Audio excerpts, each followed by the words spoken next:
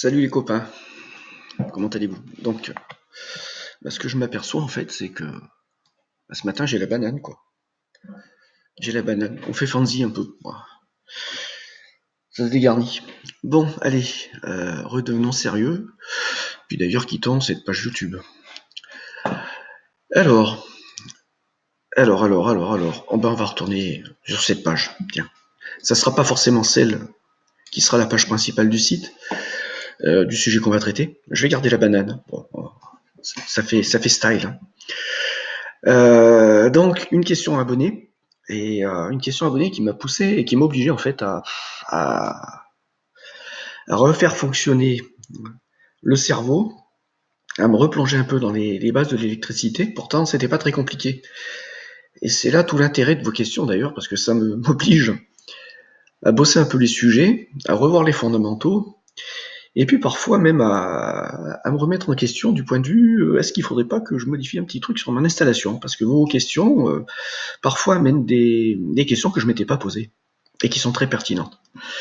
Qui sont pas directement les questions que vous posez, mais qui découlent des réponses que je vais trouver ou apporter aux questions que vous avez posées. Donc ça, on est typiquement dans le cas de figure. Donc voilà, on va foncer maintenant sur la question abonnée, qui se trouve ici. Donc vous allez perdre ma gueule, mais en fait on s'en fout, en plus je ressemble à rien, et d'autant plus ce matin. Alors, c'est un abonné qui vit sur un terrain isolé, dans une caravane, 9 mois de l'année, et qui voudrait monter un système autonome en électricité pour 1500 euros. Donc il a imaginé au départ une installation à base d'onduleurs hybrides où il y aurait 2 fois 4 panneaux en série, donc 2 branches en parallèle et sur chaque branche 4 panneaux en série. Et en utilisant des panneaux solaires de 260 watts crête, 5 watts crête. Donc c'est certainement les fameux panneaux photowatts. J'en ai commandé 6, je sais que la commande est partie, il va falloir que j'y reçoive. Je vais les recevoir bientôt. Donc, il voudrait avoir l'équivalent de puissance pour 8 panneaux solaires de 265 watts, et il voudrait pouvoir les brancher 2 branches de 4 panneaux en série et sur les 2 branches en parallèle. Donc, il voudrait savoir si c'est possible ou pas. Et alors, la réponse, si tu utilises un onduleur WKS, dont la plage de tension est indiquée en circuit ouvert. Donc il y a les MPPT et les PWM. Donc on va supposer que tu as un MPPT. Tu dois être sur une plage de tension bien définie qui en circuit ouvert va effectivement dépasser la tension totale de tes panneaux en circuit ouvert. Alors est-ce qu'il faut le faire? Là je suis clair, je dis il faut pas le faire. Et en fait, si tu me demandes pourquoi, je vais te dire le matériel n'est pas spécifié pour ça. Et je pourrais pas te répondre plus que ça, puisqu'en fait, il faudrait faire le test avec l'onduleur et savoir comment ça se passe quand ça se produit. Un fabricant te donne les conditions d'utilisation et le rendu de matériel en conditions normales, hors conditions normales, il n'est pas prévu pour. Il va pas te dire comment ça se passe. Normalement, il va y avoir une mise en sécurité, une destruction. Mais tant que nous, utilisateurs, on n'aura pas fait le test, on ne pourra pas savoir. Donc, je ne sais pas. Et donc, je ne peux pas m'avancer. Donc, je regarde un peu ta question. Hein. Et ta deuxième question, la première, en fait, tension nominale concorde, mais la tension max à circuit ouvert des 4 panneaux concorde pas. Donc là, je viens de te répondre, il ne faut pas le faire. Voilà. Donc, il faudra adapter ton nombre de panneaux branchés en série par branche pour qu'elle soit dans la plage de tension indiquée, circuit ouvert et fonctionnement nominal de ton onduleur. Voilà. T'as pas le choix. Ensuite, problème numéro 2. 8 panneaux de 265 watts crête, ça fait 2120 watts.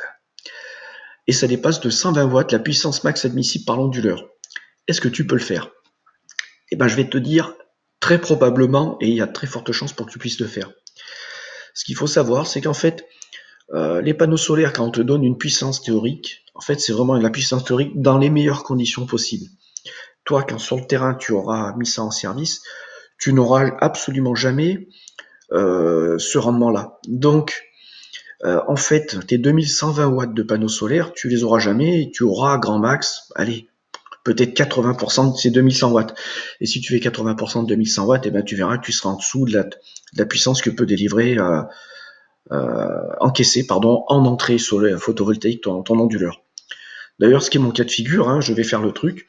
Tout de suite, je suis avec 12 panneaux solaires pour 3000 watts crête max en entrée d'onduleurs, sur ce modèle d'onduleur. Il y en a qui sont à 4 kW crête. Donc, si tu fais le calcul, moi, j'ai jamais eu plus de 2400 watts. Et donc, je vais rajouter des strings en parallèle. Et en augmentant ces strings, j'arriverai théoriquement 3000 plus, donc j'arriverai à plus de 4600 watts crête théorique. Mais si j'applique le ratio de rendement que j'ai actuellement, qui est de l'ordre de 70%, vous vous rendrez compte que je serai en fait que très très rarement dans ces conditions maximales. De la même façon, dans ma maison, moi, les cas de figure où j'aurais besoin d'avoir cette puissance maximale des panneaux sera hyper rare. Donc je vais expérimenter, mais normalement ça doit passer. Donc voilà. Alors soit tu proposes, si c'est pas possible, ou si c'est possible, de passer sur des solutions différentes. Effectivement, de baisser ton nombre de panneaux, de passer en 2 x 3 panneaux pour avoir 1600 watts crête. Ce qui pour moi, voilà, tu vas perdre de la puissance max instantanée disponible. C'est un choix ou pas. Et tu proposes éventuellement de passer sur 8 panneaux 2 x 3. Alors attends, il faut que je relise. Ah ouais, tu proposes de passer 8 panneaux 2 x 3 plus 1 x 2. Alors là, en fait, non, tu pourras pas. Tu pourras pas faire ce que tu dis là, tout simplement, parce qu'en fait, on va revenir sur les fondamentaux de l'électricité. Alors moi j'avais cette réponse, hein. Je sais qu'il faut pas le faire, puisque quand tu mets des générateurs en parallèle, en courant continu, il faut savoir qu'un générateur, lui, s'il y en a un qui est plus faible que les autres ou qui a des caractéristiques internes différentes des autres, sa résistance par exemple, il va être perturbé par les autres générateurs. Je vais vous expliquer ça basiquement, sans rentrer trop dans les détails. Alors, déjà une chose, je vais essayer de trouver quelques références. Donc la question, plus associer en parallèle plusieurs panneaux solaires photovoltaïques de puissances différentes. La réponse est oui. Donc ça, c'est une première chose. Mais une réponse. Dans cette configuration, il est souvent nécessaire d'ajouter des diodes anti-retour. Voilà. Alors ne pas confondre sur les panneaux solaires les diodes bypass et les diodes anti-retour. Les diodes bypass, c'est des diodes qui sont incorporées aux cellules et à vos panneaux, je veux dire, pour qu'en fait, si vous avez des cellules qui ont de la merde et qui produisent moins, pour que celles-ci soient, on va dire, chantées, pour ne pas pénaliser la reste du panneau en interrompant la circulation. Ça carillonne ce matin. La circulation du courant. Donc, alors que les diodes anti-retour vont être chargées d'avoir une mission très simple. Et d'ailleurs, c'est un truc, il va falloir que je le fasse moi dans mon installation. Il faudrait que j'en commande quelques-unes et que je les rajoute. C'est d'où l'intérêt justement de ces questions pour moi. Elles m'enrichissent puisqu'il va falloir que je m'améliore systématiquement. D'une, pour pouvoir vous répondre sans dire trop de conneries. Et je sais que mes réponses sont pas parfaites. Et je sais que parfois il y a des conneries ou parfois des lapsus ou des perles qui se glissent.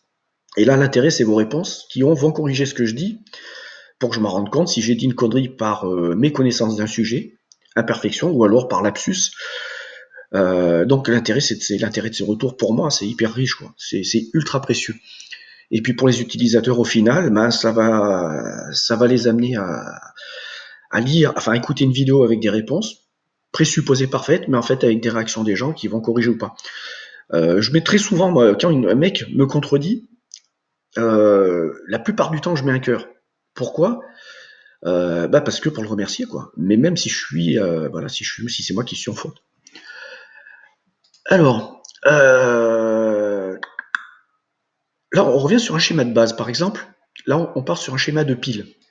On voit qu'il y a 2 piles en parallèle, 2 piles 1,5 V. La situation va être exactement la même.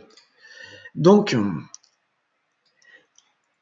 on sait qu'en un schéma en parallèle, ce qui s'additionne, c'est les courants de chaque branche. Et on sait que les tensions ne s'additionnent pas telles quelles. Et donc, ce qui est important de savoir, c'est que quand vous allez avoir ici, supposons que c'est une branche de panneaux solaires au lieu que ce soit des piles. Supposons qu'ici vous produisiez plein pot parce que vos panneaux solaires sont propres ou bien ensoleillés et que ceux-ci produisent moins. Ce qui va se passer, c'est qu'ici, le plus, vous allez avoir une tension qui va retourner sur vos panneaux solaires qui produisent moins. Et en fait, du stade de générateur, ils vont passer en stade de récepteur. Et les panneaux solaires sont absolument pas faits pour ça.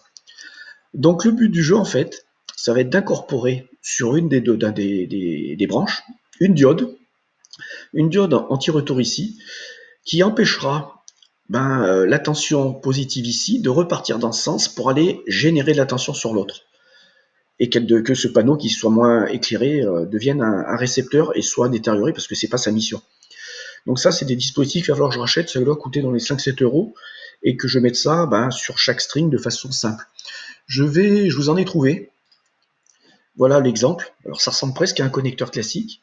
Et ce que vous pouvez voir, c'est que ça va s'interconnecter entre vos connecteurs. Donc forcément avec quelques pertes, quand on rajoute un dispositif, on a quelques pertes, mais qui va accomplir cette fonction-là.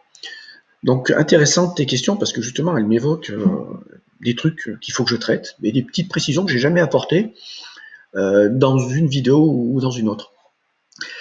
Alors, on va retourner peut-être sur la suite. Donc là, j'ai expliqué l'association de générateurs en parallèle et la problématique des différences de tension. Et on va retourner sur ces questions où je vais zapper sur les onglets. Justement, voilà, diode bypass. Je voulais vous en parler au passage.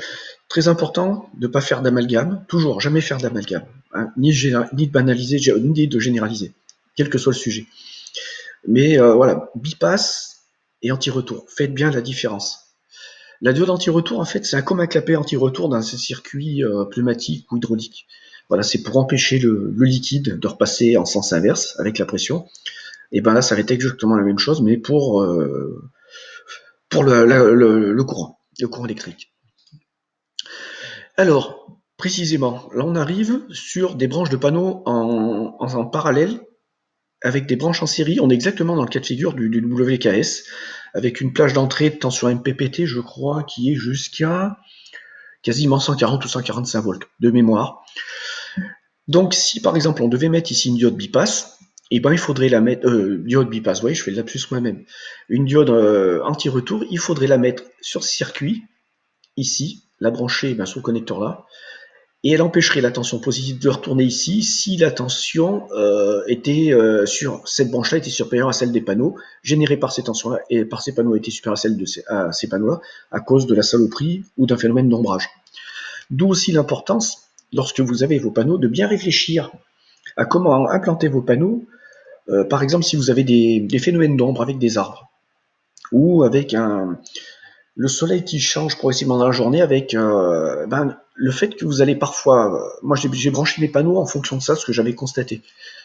Je les ai pas forcément branchés de façon géométriquement concordante, c'est-à-dire 3 comme ça, pile poil. Donc j'ai étudié un peu le mécanisme par rapport à mon environnement, pour optimiser le tout.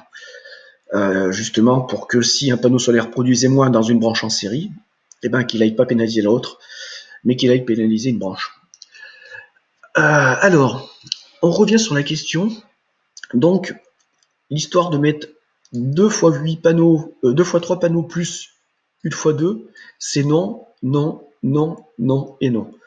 Tout simplement parce qu'on rentre dans le cas de figure où tu auras quelque chose qui va générer une tension, et là une autre. Et donc, en fait, celui qui aura la plus faible tension, au lieu de devenir générateur, il va devenir récepteur. Et un panneau solaire, c'est pas fait pour être récepteur, c'est fait pour être générateur. Donc tu vas détériorer des panneaux. Voilà. Donc, ce qu'il va te falloir faire, c'est choisir de passer soit sur 2 x 3, soit sur 3 x 3.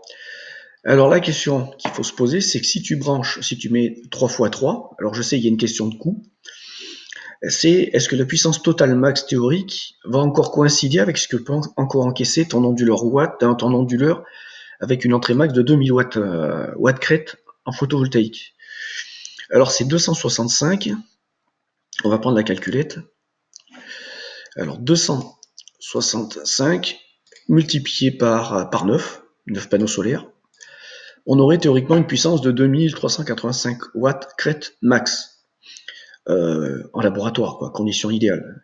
Donc moi, si je fais la multiplication en considérant que tu arrives à avoir un rendement total en fonction des conditions climatiques et de l'implantation des panneaux de 80%, 1908.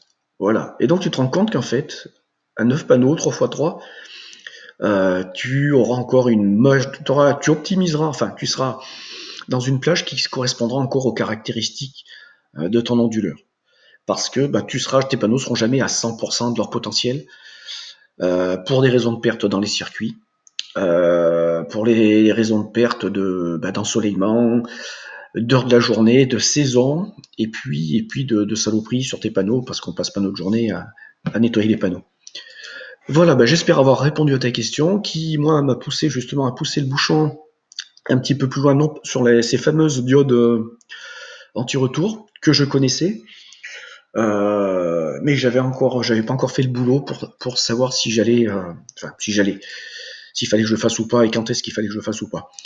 Alors pourquoi je vais le faire maintenant? Parce que j'étais sur 4 strings de 3 panneaux en parallèle, avec des panneaux de puissance 265 watts, je crois, qui étaient achetés sur What You Need. Qu'ensuite j'étais sur d'autres branches de panneaux en 235 watts, et là je vais repasser avec de 265. Comme je commence à avoir une petite puissance crête assez significative en panneaux solaires, il faut que je me pose un peu la question comment sécuriser un peu tout ça pour que le matériel soit pas dégradé pour ces fameux panneaux qui deviendraient récepteurs et non plus générateurs avec des phénomènes d'ensoleillement différents sur des zones d'ombrage sur un nombre de panneaux et non pas sur des cellules de panneaux en particulier où là c'est le rôle des diodes bypass. Voilà, de nouvelles informations. Donc comme d'hab, allez-y de vos commentaires, de vos remarques, de vos améliorations, de vos contradictions. C'est comme ça qu'on avance. Allez, peut-être que je vais avoir un autre sujet à traiter en vidéo, je sais pas, faut que je regarde. Allez, à plus.